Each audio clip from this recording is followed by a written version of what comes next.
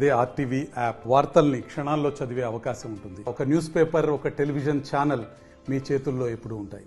తెలంగాణ రాష్ట్ర వ్యాప్తంగా ధరణి స్థానంలో భూభారతి చట్టం తీసుకురావడం జరిగింది.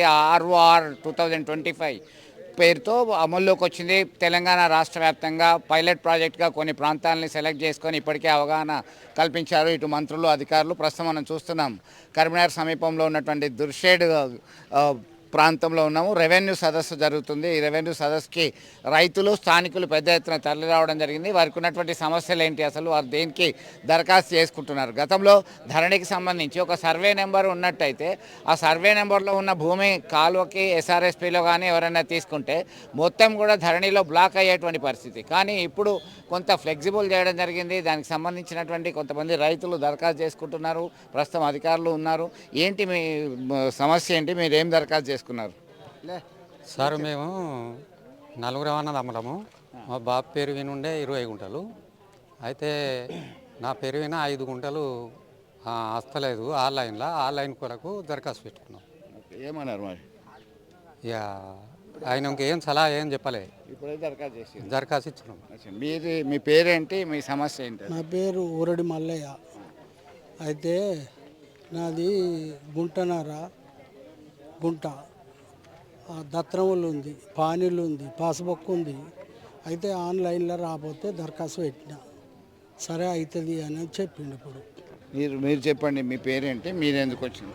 మెండే రాజయ్య నా పేరు, సన్ ఆఫ్ మల్లయ్య. మా డాడీ పేరు మీద వారసత్వం కింద ల్యాండ్ ఉంది. అయితే 2 నెంబర్లు నాకు ఆన్లైన్ చూపిస్తలేవు, అవి తెల్లలో పడ్డాయి. అది ఇప్పుడు పెట్టుకుంటే చేస్తామని అన్నారు.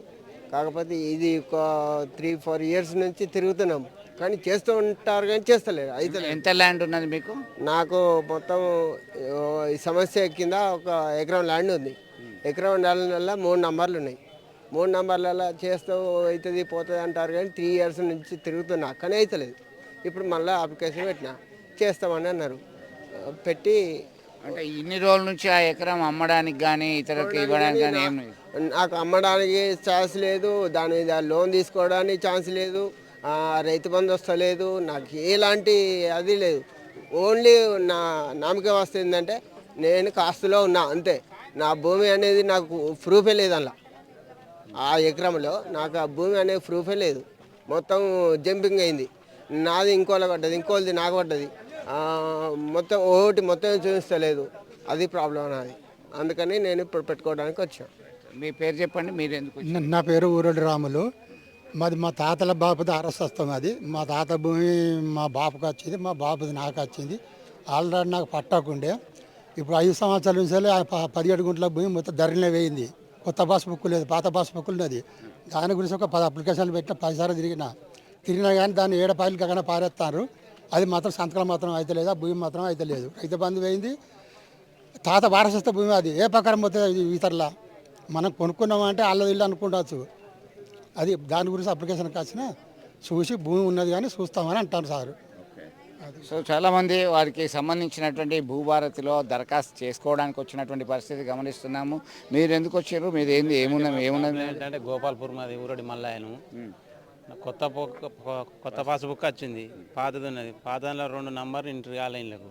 అయితే కొత్త బుక్ వచ్చిన కానీ అప్లికేషన్లు పెట్టుకుంటే 10 ఏళ్ళ సుంది తిరుగుతున్నాం. ఇక చేస్తాం అనుకుంటా పోతానే. ఇప్పుడు 10-12 ఏళ్ళు అవుతుంది. ఇవరకు కూడా పనులు కాలే. దాని గురించి ఇప్పుడు కొత్త బుక్, పాస్బుక్, కాగితాలు అన్నీ ఉన్నాయి. అయితే ఏమన్నారు? ఎన్ని రోజులు చేస్తాం దరఖాస్తులు ఇచ్చుకుంటావా అంటారు, కానీ చేసుడు లేదు, అది పని అవుడు లేదు, ఇచ్చుడు లేదు. ఇదే తిరుగుడు మాది. ఈ సంచులు జబ్బలకు వేసుకొని సద్దులు కట్టుకొని ఆఫీసులో కొని తిరుగుడు. అంటే ఇది చాలా కాలం కిందనే ఆంధ్రప్రదేశ్ పట్టాదారు పాస్ పుస్తకం ఉన్నది. ఆ తర్వాత కొన్ని నంబర్ అయినా కొన్ని నంబర్ కాలే. ఎన్ని గుంటలు తాగదు? ఒకటి 2 గుంటలు ఉన్నది, ఒకటి 20 గుంటలు ఉన్నది. ఇట్నే ఇంకా సమస్య అట్లనే ఉన్నది. పనులు ఇవరకు కాలే. మొత్తం మీద ఒక్కొక్కరిది ఒక సమస్య, వాళ్ళకి సంబంధించినటువంటి దరఖాస్తులు ఇవ్వడం జరుగుతుంది. మనం చూస్తున్నాం ప్రత్యక్షంగా. దానికి సంబంధించి ఎన్రోల్ చేస్తున్నారు.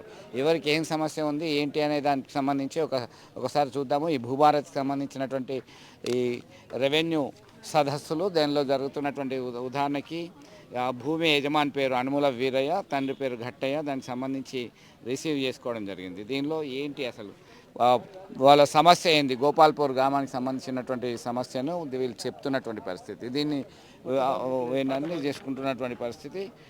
గిఫ్ట్ డీడ్కి సంబంధించినటువంటి అంశాన్ని వీళ్ళకి తీసుకురావడం జరిగింది. ఇట్లాంటి సమస్యలు ఉన్నాయి. మీకేం సమస్య ఉంది? అదే మా సమస్య మాదండి. ఏంటి, ఏమైంది అసలు? మాది గిఫ్ట్ డీడ్ చేయించుకున్నాం మా అన్న నుంచి.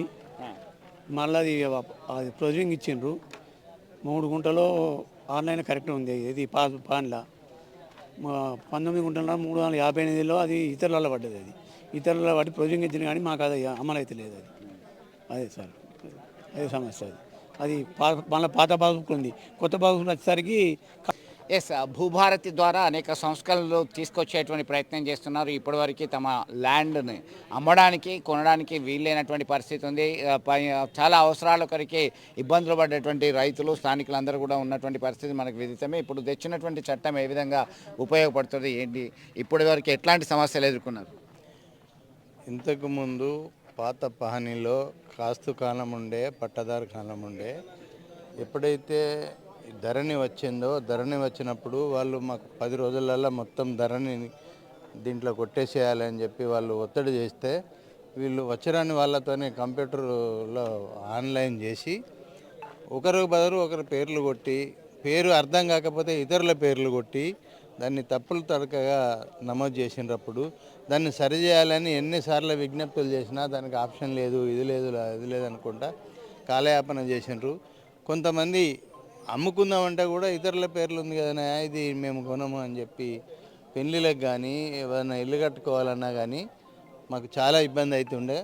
ఇప్పుడు ఈ ప్రభుత్వం వచ్చిన తర్వాత ఏదైతే భూభారతి అనేది అయితే పెట్టినరో, ఈ భూభారతి ద్వారానన్నా మోక మీద ఎంక్వైరీ చేసి వాస్తవంగా ఎవరు దుంతారు అని పక్క వాళ్ళతో విచారించి ఈ యొక్క తప్పుల తడకలను సరిదిద్దినట్టయితే ఈ ప్రభుత్వానికి మంచి పేరు ఉంటుందని నేను ఆశిస్తున్నాను. మొత్తం మీద చాలా ఇబ్బంది పడ్డారు ఇప్పటివరకు అని చెప్తున్నటువంటి పరిస్థితి. ఇప్పటికైనా ఒక క్లారిటీగా మార్చాల్సిన అవసరం ఉందని సూచిస్తున్నటువంటి పరిస్థితి. మీ పేరేంటి, మీరు ఎందుకు వచ్చారు ఇక్కడ, ఏంటి మీ సమస్య?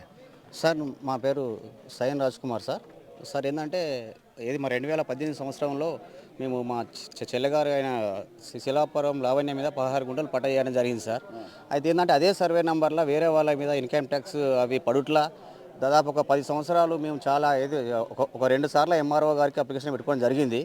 అప్పుడు ఆ గవర్నమెంట్ ఉన్నాక ఎందుకంటే ఇది రిజెక్ట్ అయిపోయింది. ఇప్పుడు ఏంటంటే వాటికి సంబంధించిన డాక్యుమెంట్స్ మొత్తం మేము తీసుకొని వచ్చినాం. ఇప్పుడు ఏంటంటే ఇక్కడ అప్లై చేసినాం. ఆల్రెడీ ఒక 2 సార్లు మాకు రిజెక్ట్ అయిపోయింది.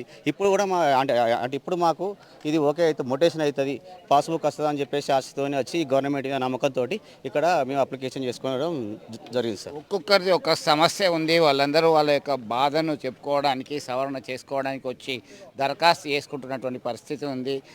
దీనికి సంబంధించి స్థానిక రెవెన్యూ అధికారులు ఉన్నారు. వారికి సంబంధించిన ఎట్లా రిసీవ్ చేసుకుంటున్నారు ఏంటి అనేది వారిని అడిగి తెలుసుకుందాం. ఒక్కసారి సార్, ఒక్క నిమిషం. ఇదే స్టార్టింగ్ కదా. మన దగ్గర సైదాపూర్ లాంటి ప్రాంతంలో పైలట్ ప్రాజెక్ట్గా ఉంది. అయినప్పటికీ ప్రాక్టికల్గా ఇవాళ నుంచి స్టార్ట్ అయింది ఈ రెవెన్యూ సదస్సుకు సంబంధించి. భూభారతి మీద ఎట్లా అవగాహన కల్పిస్తున్నారు, ఎలాంటి సమస్యలతో ముందుకు వస్తున్నారు? కరీంనగర్ రూరల్ మండలంకు సంబంధించి దుర్షేడు గ్రామంలో ఈరోజు రెవెన్యూ సదస్సును నిర్వహించడం జరుగుతుంది. దీనికి సంబంధించి